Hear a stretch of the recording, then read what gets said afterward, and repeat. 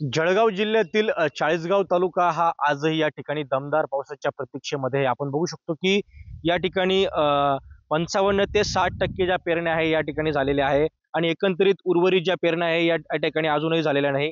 कारण आपण जर बघितलं तर मृग नक्षत्रामध्ये फक्त या ठिकाणी 106 मिलीमीटर इतकाच पाऊस झालेला आहे आणि यामुळे अनेक पेरण्या ज्या आहेत या ठिकाणी खोळंबलेल्या आहे. एकंदरीत आपण जर बघितलं तर मृग नक्षत्र जो आहे तो या ठिकाणी संपण्यात आलेला आहे. मात्र जळगावच्या चाळीसगाव तालुक्यामध्ये आपण जर बघितलं तर फक्त 106 मिलीमीटर इतकाच या ठिकाणी पाऊस झालेला आहे. अनेक धरणं, नदी नाले त्या ठिकाणी कोरडे पडलेले आहे आणि एकंदरीत या ठिकाणी आता तालुका दमदार पावसाच्या ज्या ठिकाणी प्रतीक्षेमध्ये आहे.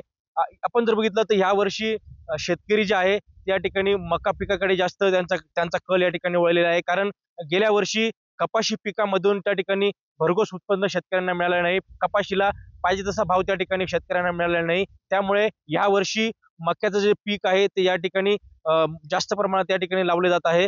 आपण या ठिकाणी सध्या मक्याच्या शेतामध्ये उभे आहोत आणि या ठिकाणी आपण जर बघितलं तर बाजूच्या शेतामध्ये अजूनही त्या ठिकाणी पेरणी झालेली नाही आणि कुठेतरी अजूनही या ठिकाणी पेरण्या ज्या आहेत त्या खोळंबलेल्या आहेत. खेमचंद कुमार, TV9 मराठी, चाळीसगाव, जळगाव.